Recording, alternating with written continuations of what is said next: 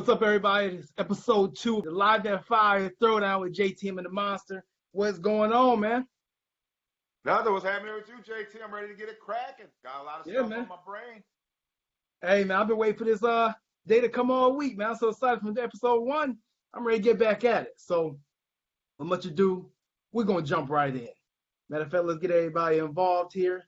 First thing we're going to talk about today, man, is Josh Allen's contract situation. He says he has yet to sign. What's going on? I don't know, especially with our current salary cap situation. It seems like a slam dunk. Like, what are they arguing over? You know what I mean? The money's not going to be an issue. We got the cash. Is it the term of the contract? Is his agent just, you know what I mean? What is the sticking point? Like, what is the point in negotiations that they are stuck on that they can't get this deal done? Like, training camp's coming. Like, the last thing we want is try to develop, a highly drafted rook with money sitting in the back of his mind. That's not a good look. I mean, I don't understand. I mean, when they came up with this collective bargaining agreement, I thought that these extra holdouts and extra long holdouts, not that he's held out because he's been involved in every activity, that this wasn't supposed to be a problem. I mean, is it coming down to point? Because Baker Mayfield is signed. Yep. Baker signed. Like I said, it's all speculation because we're not inside the room. You know what I mean? It could be something simple that they need to work out, or it could be something extremely difficult that they need to work out. I don't see it being the latter. I see it being something simple. I think it's just maybe they haven't put the pen to paper and simply got it done yet. But, I mean, they have time. You know what I mean? They have time. So it may be a situation where the Bills brass has other moves that they're looking to make, and they're not going to know the final number for Josh Allen for a little while yet.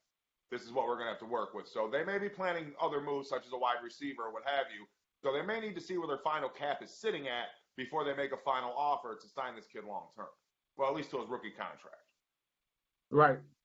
I mean, I just thought it would be done by now. And, when it's coming to contract situations, I'm starting to get a little bit worried about being here.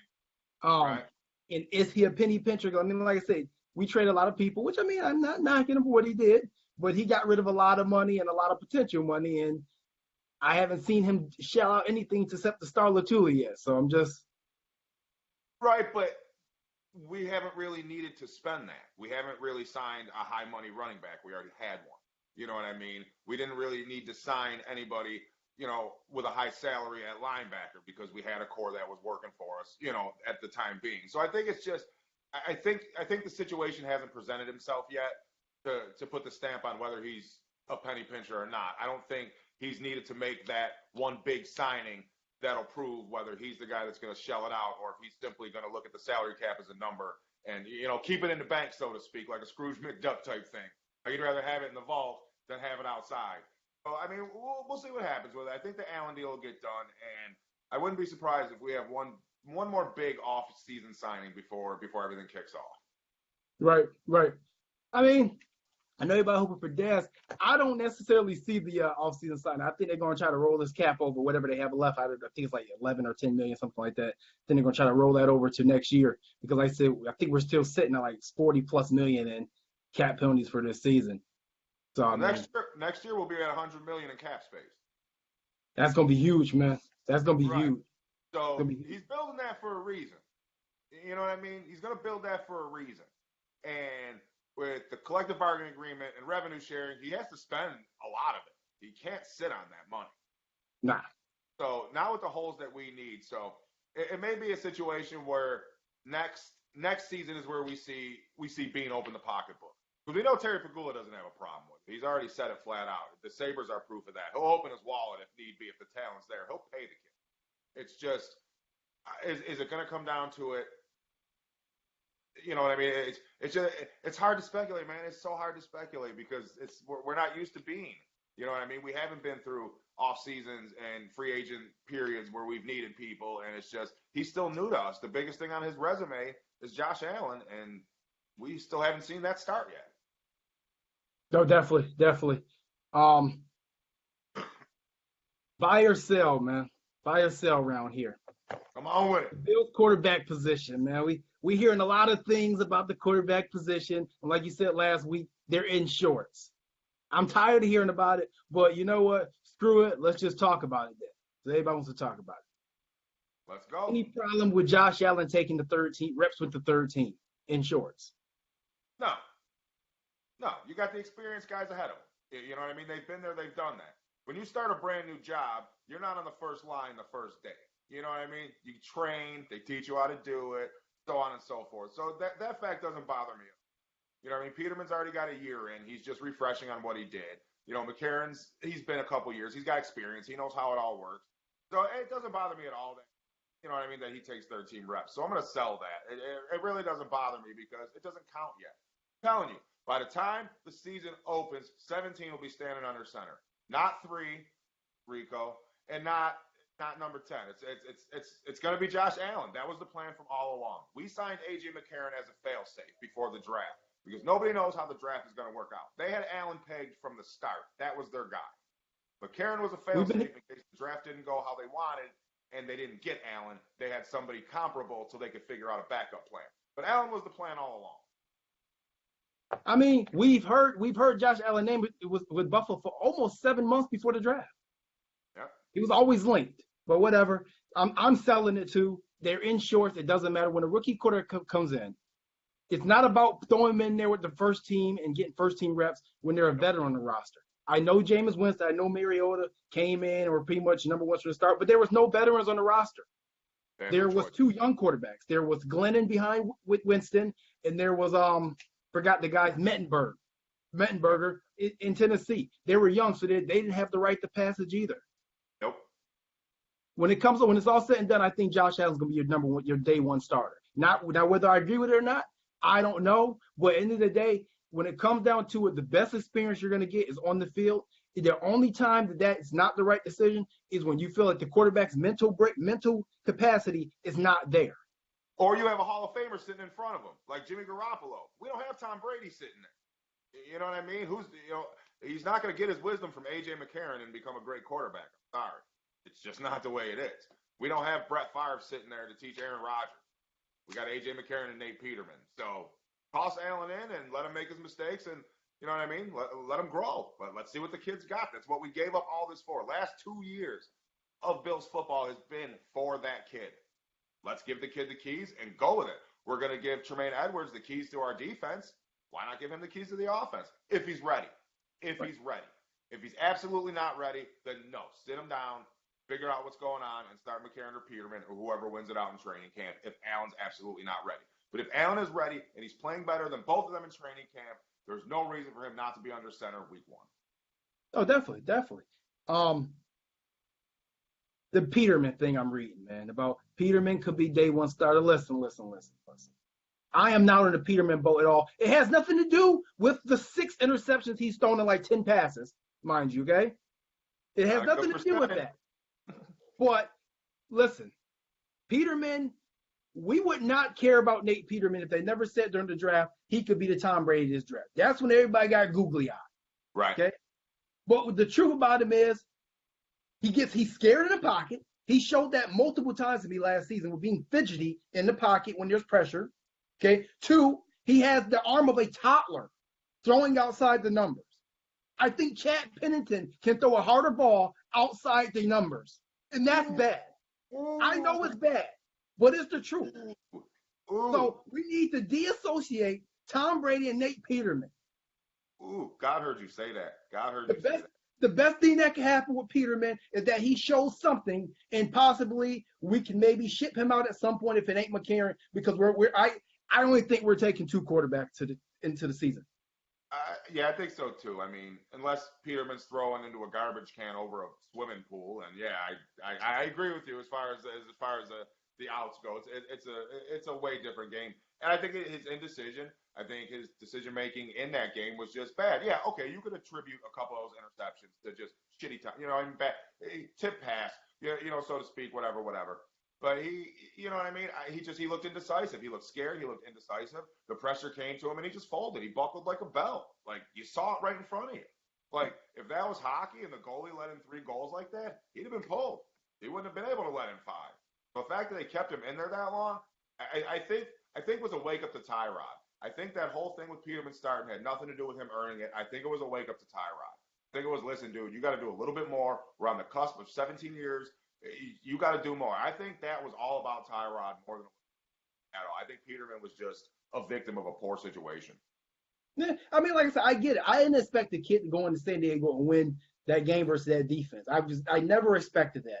But what I didn't expect is to see someone looking like a deer in the headlights and just scared. Right. I thought he would have been better prepared. Yeah. But so, like I said, I'm selling on the Peterman. I'm selling on the McCarron Felling. I'm selling on the Allen third string. Week 3, we'll know. Week 3 of the preseason is when we'll know what's going on. That's when we'll know. 17. That's it. All right. So Coach McDermott, and we'll call him McBean to keep them together, made a statement on Zay Jones saying he has to earn his right back into this lineup. Now, I look at this receiving core, and I'm just looking like, what the hell is there to earn? I see a bunch of rookies. Right. It's not. He doesn't have an uphill battle. He's not going to beat out Calvin Benjamin. I mean, let's be honest. KB's got his spot. Look down the rest of the line, and you're like, yeah. I mean, aside from Calvin Benjamin, who's probably going to be a 7th rounder, who else on the Bills are you going to draft for fantasy football? You're not. There's no names there. So I agree with the statement. It sets a precedence. Like, you got to earn it. But let's be honest, folks. There's not a lot on this roster. He's not going to have to do much to earn his time back. But I agree with the sentiment and the statement. So, I'll trade this one. I'm not going to buy or sell it. I'm going to trade it because, all right, he'll earn his spot back, but I don't think he'll have trouble doing it. I'm going to sell this. And the reason I'm going to sell this is this. I think this is a cover-up to bring him in slowly because I think when he kicked that window and tried to jump out of it, that he hurt his leg. And that he's been in and out of surgery or whatever, recovering since then. That's my opinion of it. And I think I'm going to sell this because I think they're covering up his injury. Yeah. You're going to be eating crow this season and believe that. All right, Rico. We'll see, buddy. You could take that Nate Peterman process to Tennessee when they trade him for a backup of Mariota. How many of them shirts sell? You bought one? One? Yeah. The trick shot king. You know? Right. He could throw in the buckets from 30 stores, but he couldn't throw a slant pass. Yeah. Whatever. Tape a bucket to the receiver's chest, huh, Rico? All right, man. Shaq Lawson. So this is a huge, huge season for Shaq. Now, I have my sentiments and my reserves about Shaq. I know a lot of people harp on him and jump on him. I thought I saw some pretty good play from him last season. I also think that people got the misconception when they drafted him of what type of player he was going to be. Right. And there's higher expectations for him. What's your thoughts on Shaq, man? I think Shaq is a cog in the machine. I think he's a piece. And I think for Shaq to reach his full potential and be what he can be in our defense, we needed better pieces around him. You know what I mean?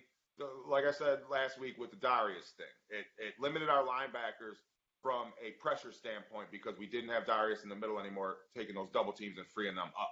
I think with where Lawson plays, you put 2 stronger people around him, and it allows him to actually step up and do what he's going to do. And I think with the people that we brought in, it's the perfect situation for him. So I'm excited for Shaq this season. He has no excuse this season. This is a show up or get out season for Shaq Lawson. If he doesn't come through this season, he's a bust. He's a bust, plain and simple.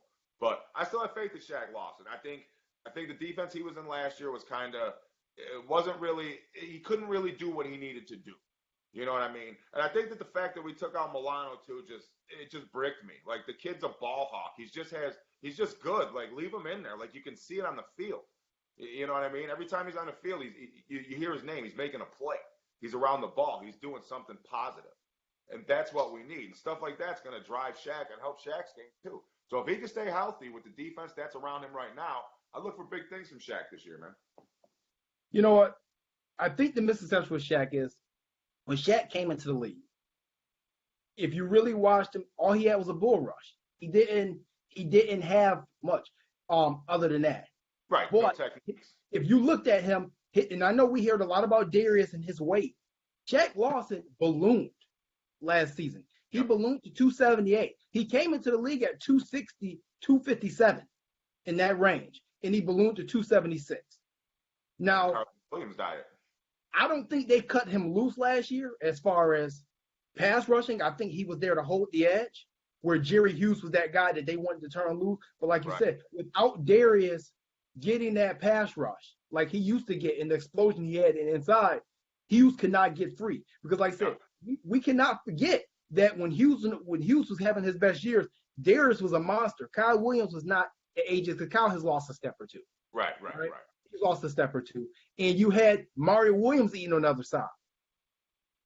So now you're having Shaq lost to hold the edge. Now, nothing against Shaq with holding the edge, but as far as the run game went, against the run, he held the edge with the best of them in the league. Yep. But obviously, I get it. He's a first-round pick. We need more. I totally agree. I get it. But I believe Shaq had 4 sacks last season. Jerry Hughes had 4.5. Yeah. And they all came after Darius was gone. Interesting. Just saying. Yep. So, I mean, like I said, it is boom or bust for Shaq. He's been working out. He's lost the weight, or he says he's lost weight, but in reality, he's just went back to his playing weight. I mean, you don't get no pat on the back for that, Shaq, for getting back to back to where you should be. Like, that's your job. Yeah, no pat on the back for that. But he needs to get off the line faster because when you watch his film, he's the last one across the line of scrimmage. He needs a better go to all 22, watch the film. Yeah, he needs a better burst. Kyle Williams, no matter who was there, he's the last one out of his stance. He's losing almost a half a second to a second getting out the blocks. Right. By the time he explodes, the D-man's already, the offensive lineman's already set. He's already in position. He's got his leverage. Hard to get around somebody when you give them the extra step. And you ain't going to bull rush nobody in NFL like you did at Clemson. Yeah, no. You ain't going to get that, man. You ain't going to get that. Them boys are ready for you. Them hogs going to eat. Yeah. So, I mean, it's a decent – I still see him – I don't know if he starts or not. I don't know if he starts or not. I know a lot of people are saying, hey, Trent Murphy. But if you look into Trent Murphy's contract, his contract is voidable after 1 year. Yeah, he's got to stay healthy. Yeah, and he was busted for what he do? Towards ACL, and he was busted for the PEDs of the year. Yeah. So there's no guarantee that Shaq is fighting for a job with Trent Murphy. That contract for Trent Murphy doesn't say, hey, we want you to come in here and be our guy. It doesn't say that. Any contract is voidable after 1 year never says that. Absolutely. So, yeah. So, as far as Shaq having a bounce-back season, I'll buy Shaq having a bounce-back season. What are you expecting from him? For you, what does Shaq need to have for you to say, okay, I'm in? I think Shaq's – I'm not looking at sack stats. I'm not looking at anything like that. I'm looking at him to just hold his ground. Like you said, seal the edges off. We got people that are going to sack the quarterback. He doesn't need to do that. You know what I mean? Especially with, like you said, he's not a lot of finesse. He's very bull rush, and it's very easy to defend at this level of competition in the professional, you know what I mean? The NFL. It's like these guys are seasoned for it. You're not showing them anything new. So I think he's going to have to adjust his game a little bit and become more of a hybrid, maybe finesse. He's got to learn a little more techniques. But as long as he doesn't cost us ball games, as long as he doesn't over pursue and leave, running lanes open for big chunks and something like that, just be a piece to the puzzle that makes our defense good. Like, you don't need to be a Pro Bowler in order for us to have a great defense. Just play your role and the part that you need to play in order for our defense to get to where it needs to get. That's all I'm looking for from Shaq. He doesn't have to blow me out of the water with stats. I don't think he's ever going to be that guy. No. I look at people like Phil Hansen that was here for years. We're not asking Shaq to be Bruce Smith or Aaron Schobel. Yep. He needs to be a version of a Phil Hansen. I need 7.5 sacks this season. So I need 7.5. It's lofty. I'm gonna go with the under on that. Go with the under? I need 7.5. I'll go with the under. I don't think he gets many more than last year. And I'm okay with that. Because if he still has 5 and Jerry Hughes has 12 and Lorenzo Alexander has 6, you know what I mean? We're not gonna know the difference. As long as that quarterback's getting buried, I don't care what number's on top of him. So what are they doing with Lorenzo then? I mean, is Lorenzo going with his hand in the dirt? Is he going to play linebacker? I mean, what are we doing there? I think he's going to rotate out. I think a lot of our defense is going to be rotation. I think Shaq included. I think it's going to be a constant moving defense.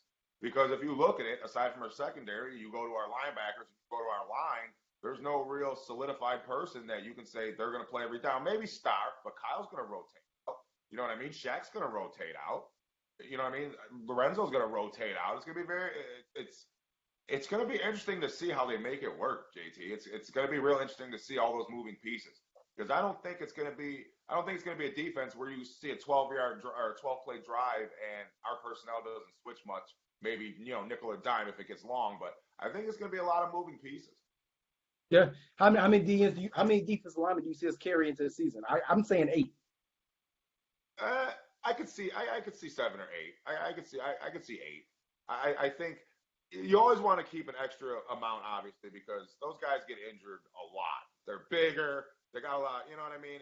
They go down a lot in training camp and in the preseason. So I can absolutely see us carrying that many into it, just so everything levels out, and then we can make moves to free up more spots and get rid of the guys we're not going to practice squad them or what have you. Let's see what happens, man. I mean, like I said, it's boom or bust for Shaq. Yeah, I think he's going to boom. I got this feeling he's going to boom. Yeah. Now, if he does boom, if I'm Buffalo, I don't pay him long term. No. Because he has the written all over him. If he gets paid, everything's going to go to hell. Right? Marcel Darius. Exactly what happened. All right, so we have a debate going on. Me and Monster have been going back and forth with debate. I know some of you guys have seen some of these questions Monster posted in the group about tailgating mustard. Yes, sir. There's only one correct answer for tailgating mustard. If you use French's, don't come over and ask to eat a hot dog with me because I'm going to look at your mustard and I'm going to say, you know what? You're that kind of guy. Monster's going to go over here and eat by himself. I don't do the French's thing. I simply don't like it. You give me Weber's or you don't give me anything at all. I'll eat it with just ketchup. That's the stand I'm going to take on mustard. I find that very disrespectful. Oh! I'm a French's guy. I've always been a French's guy, and I'll continuously be a French's guy. I don't need any horseradish in my mustard for tailgating. Is it too spicy? You're gonna get a little teary-eyed. No. I want my mustard to be rich. That's it. I want my mustard to be rich. But I've done a little research on this mustard thing, and I found something here. Lay it on me. French's was created in 1904. Weber's was created in 1922. But that's not it for Weber's. Weber's is not even the main cog. Weber's is created by Heinz. So it's the sister mustard of Heinz. Not even original. It doesn't have to be original. It don't have to be the first one. So if you guys are watching, please just take a vote in the chat, the group. Let us know what you're picking. French's is Weber's. awful. French's is awful. Thank you, Ken Patrick. 1 for Monster on the Weber's mustard. Yes, Weber's gives Tom Winter gas. Thank you, Tom. I appreciate it. Right, and good luck on your gastrointestinal in the future. Sorry, gives you the bubbles. I want to know if anybody knows Pinto Ron. I want to know what type of mustard Pinto Ron eats. And if we can find that out, then hell, I'll go with that. Because he's the king of mustard and ketchup, obviously, around Buffalo. Yeah, somebody get in touch with him and see what mustard he likes sprayed all over himself. Honestly, I think everybody just sprays there. So it's probably a combination of a lot of different mustard. Probably got a cornucopia of mustard on them. I don't know if it's one specific brand. But if there is one specific brand, we got to go with Weber's because that's better than French's. And I don't care what JT says. But it's up to him what he puts in his mouth. So if he likes French's, all power to him. I'm not going to hate him. But if he home opener, you guys will see me with bottles of French's. That's it. If he runs out of French's, though, I'm not going to give him my Weber's. Going to use my Weber's. That's it. Now, there's something that you wanted to talk about today, man, about a record that's possibly coming.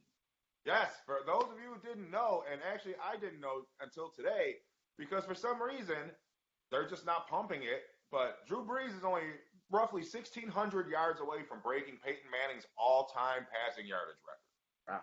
Now, if you take Tom Brady out of the conversation, a lot of people are going to say Peyton Manning's the greatest of all time. That's fine. But once Drew Brees passes Peyton Manning, again, Tom Brady's out of the conversation. He doesn't exist. Does Drew Brees have a case for the greatest of all time? I think he does, and here's why. Okay? There have been 9 5,000-yard passing seasons ever in the NFL. There's 9. Drew Brees has 5 of them himself. Okay? The other 4, you might say, Monster, who are the other 4? Hold on a second. I got those for you. Okay? Tom Brady did it. He had 1. He had 5,235. Drew Stafford had 1. He had 5,038. Peyton Manning had 1, which is also the all-time NFL record for the season, which is 5,477. And the first one to do it, Dan Marino, 5,084 in 1984. So aside from those 4, he has 5 of the 5,000-yard plus seasons all to himself, plus he's got the rings. So if Tom Brady is not involved, is Drew Brees the GOAT?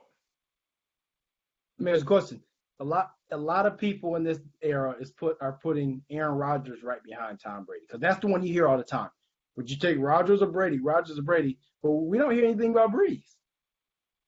I take Brees over Rodgers. I don't know what it is.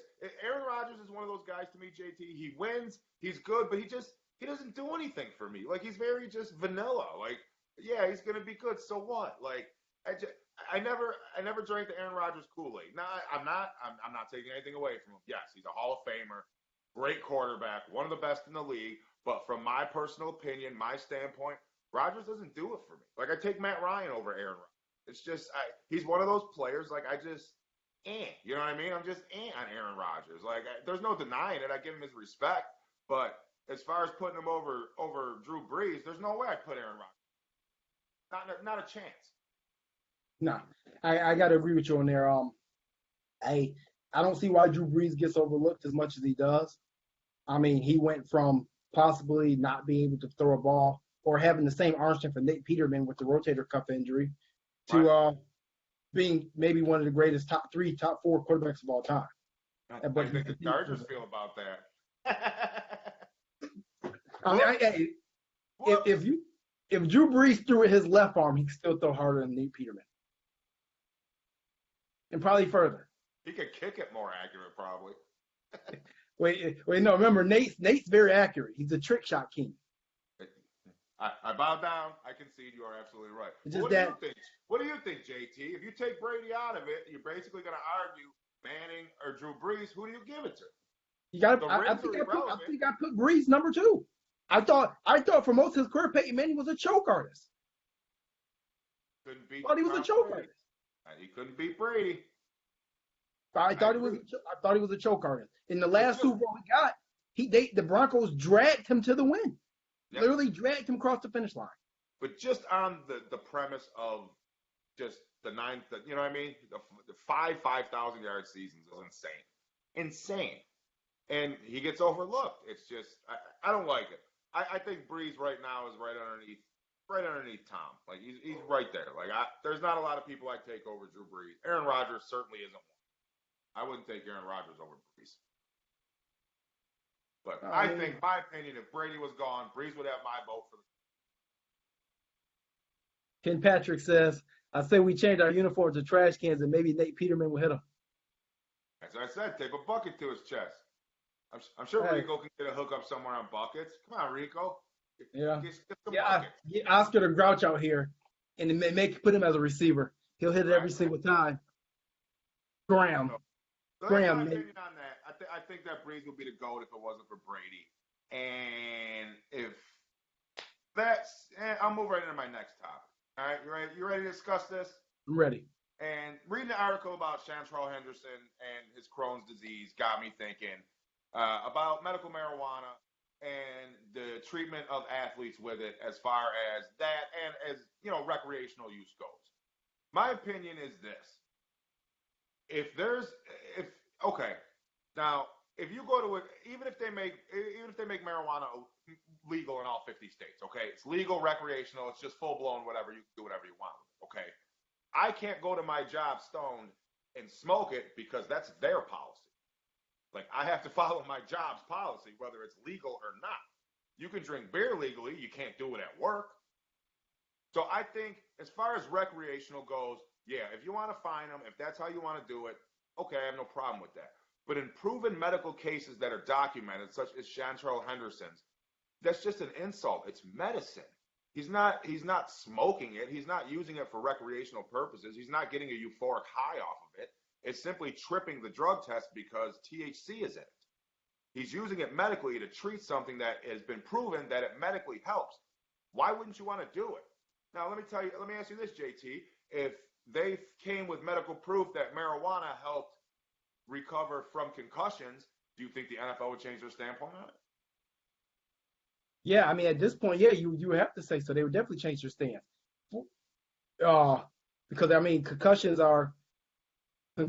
lost them money short term, and it could possibly lose them money long term if parents start pulling their kids out of football going forward. There's been no effects of it yet being seen, but it can happen. My problem with the marijuana policy is this: the other major sports, I mean Major League Baseball and NBA, does not test for marijuana.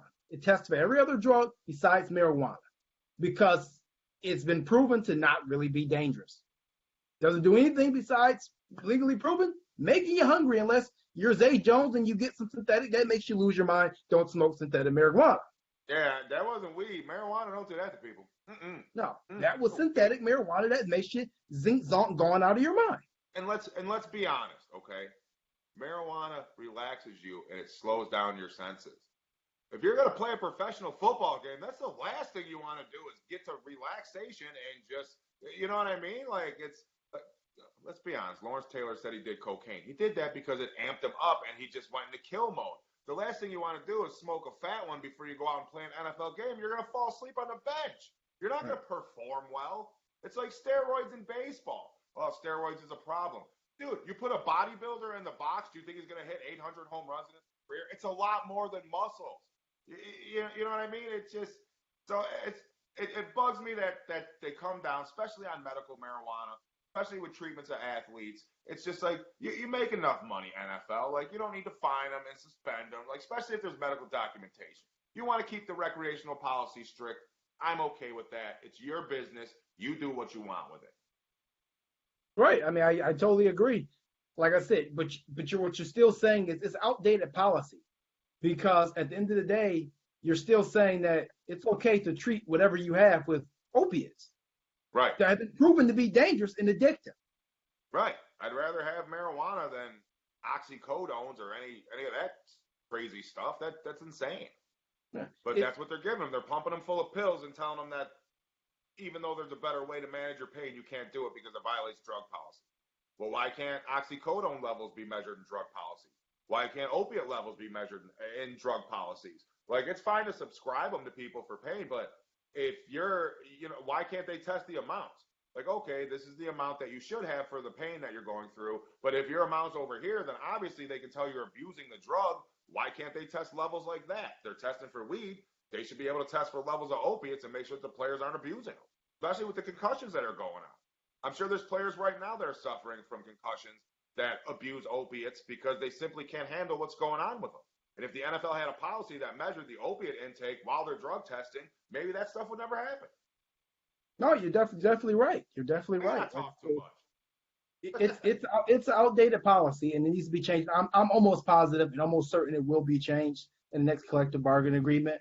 But in the case of Santrell Henderson, until you can get to that next CBA agreement, there needs to be some type of exemption. Period. Right. And I also think with the money he's losing from the suspension, if they change it in the next CBA, he should be compensated and reimbursed for all that salary he lost. This is a man's livelihood. It's not his fault he's got Crohn's disease. He didn't ask for it. He found a way to treat it. The doctor said treat it, and he's like, okay, I feel great. And the NFL's like, nah, you still can't come to work. Right. Like what is that? That's a broken policy. Right, I agree. By the way, we're going to talk about a charity event we're holding. If there's any questions, if any of the viewers are watching, list them in the chat. I'll read them off, and we'll answer them to the best of our ability. But right now, we're going to talk about an event that we got coming up that's definitely important to myself and important to Monster. And we want to raise as much money as possible to do so. We're going to be holding an event with Camp Good Days. It's a charity that helps children with cancer or sickle cell anemia, or it also helps children whose parents may be affected by sickle cell or cancer. The interview I did a couple weeks ago with Jordan Poyer, this is his main foundation that he supports. And I read up on it. I know Monster read up on it, and it's such a wonderful thing they do. They have all type of events, um, all type of camping things for these kids. And I just we're gonna do a GoFundMe account. We're just asking anybody if you can just donate $1 or $2. Doesn't matter what you donate. If you can just donate just $1 or $2 to really raise money, because these kids have a lot of events, a whole lot of events in summertime that we could definitely help them with. Absolutely. And depending on how much money we raise, you need to get this part out to people. This is the important part that you need to get out to people, okay? Retweet, whatever you need to do, share it on Facebook, okay? But the more money that we can raise, the crazier thing that Monster will do, okay? If we hit our goal of $10,000, Monster will jump through a table, okay? If we hit $5,000, I'm going to do something else really insane for you guys and for Camp Good Days. So the more money that we can raise, the crazier the event that Monster will pull off at the end of it. Like I said, if we can hit our thing, I'll set the table on fire if we hit 10 grand and jump through it. Monster don't care. It's for the kids. I want to give Camp Good Days something from us that says, listen, we appreciate what you do. Camp Good Days is local to me. I grew up with it. I've known about it for years. You know what I mean? I want to give them back something. So the more you donate, the crazier I'm going to get, up until the point where I'll jump through a flaming table if we hit it. We're going to work in conjunction with a lot of other people on this. You'll get more details in the future. We have a very big group that's going to all team up and help tackle this. And the ultimate goal is to raise it. If we hit that mark, Monster's going to jump through a table on fire. Well, the table's going to be on fire. Monster will not jump through a burning table. He may jump through a table, people. He will not jump through a burning table. I will not allow Monster to jump through a burning table. Hey, for 10 grand for the kids, I'll jump through a table. Yeah, do it for my kids. I'll go to the table with you. It won't be burning, but I will definitely go to the table with you. We'll see, but definitely get that out there. We'll have more details to come on that. We definitely want to get that, get the awareness out there. We're talking to, like I said, a lot of other people that are interested in getting in on this and making it a group effort to get as much as we can. And like I said, it's only going to benefit the kids, and I get to do some crazy thing at the end to make everybody laugh. So it's a win-win, everybody. Definitely. So, I mean, we don't have any questions. So, Monster, man, anything shout-outs you want to give out before we sign off of this thing? No, I still got one more point to make. We're not done yet. Oh, what you got? Shady McCoy, Hall of Fame, yes or no? Oh, for sure. Oh. For sure. No. No? No. Not yet, okay? And this is my example of it, okay? There is one retired back in the NFL that has 12,000 or more career yards that is not in the Hall of Fame. There's only one that is not in the Hall of Fame with over 12,000 career yards. That's Edgerrin James. Now, the knock on Edgerrin James getting in is that he played with Marvin Harrison and Peyton Manning. So, if Shady finishes with the same amount as Edgerrin James and no rings, does it make him Hall of Fame worthy? It shouldn't, but we also saw Marvin Harrison get in the Hall of Fame over T.O., so now I feel like the whole process is tainted. Yeah, I agree. It's not as respectable and as integrity as it used to be. And unfortunately, Edgerrin was a very quiet guy. He's a very quiet guy, and he was overshadowed by Peyton Manning. LaShawn McCoy has been in the forefront of everything he's did. Everybody's going to remember the dip move, juke moves, and he'll get him. But he will run for over 1,200 yards, though. I think he'll finish over 12,000. I think he'll pass Edgerrin James. And how old is he? 30? Yeah. I'm gonna give him 1350 to end off. I think that's reachable. I think he'll get there. I think if that's where he finishes, he's in the Hall of Fame. But I think right now he still has more to go. Now, mind you, I'm only giving 1,100 this year, or maybe 1,100 next year, and then after that, I think the wheels are gonna fall off, and it could fall off this year. Hell no, I'm drafting him. He better give me 17-5 and 20 touchdowns. He's in my keeper league. I can't go nowhere with him. Come on, Shady. You're gonna have me out here crying in my get-ups because Shady didn't do nothing. You want that? You better go draft Todd Gurley. So I can't. He beat me last year for the championship, and the chick that won ain't giving him up. They're not giving him up. Todd Gurley's not going anywhere. So we'll see what happens. But no, that's all I gotta say for everything, man. Episode 2 went great, JT. It's always a pleasure to sit here and feel with you. You know what I mean? I got about an hour and a half. hours, and I'm right back live with episode 7. They haven't kicked me off yet. Now, I got somebody coming through, special guest. He's a guest. I don't know if I want to call him special, but he's a guest. I think you guys will be surprised. So make sure you stay tuned for episode 7 of the Get Up. That drops at 7:30 live. I got to get into monster mode. It's great being Joe and talking with JTM. We got a lot more stuff coming for you guys in the future. Please subscribe, show the love, and keep on the lookout for what JTM and the Monster have coming, because nobody's coming with content like we're coming with content. And the season hasn't even started yet. It hasn't even started yet. We haven't even took the rabbit out of the hat yet. Like, you guys have seen Bennett. You haven't seen anything yet. You have no idea what we got coming for you guys, but you will. Stay tuned. Wednesday, I have a dope receiver documentary. Sort of, maybe we call it documentary. Call it a short video breaking down all the Bills receivers and the battle's going to be camp on Let's Talk About. You are not going to miss that. Trust me, I spent a lot of time on this. It's dope. It's fire. Catch you guys next week, same time. But I don't know if next week is going to be all Bills. We'll still post, but it may not be all Bills. We may go away from it just a little bit and go to a couple things and incorporate the Bills. But hey, tune in. We got more coming. That's right. It doesn't have to be about the Bills all the time. We got other sports and other stuff to talk about, entertainment stuff. We got all kinds of stuff. Don't worry. Like pageant girls and stuff, right? I'm out of here. We got it. We love y'all. Thank you. Catch you later.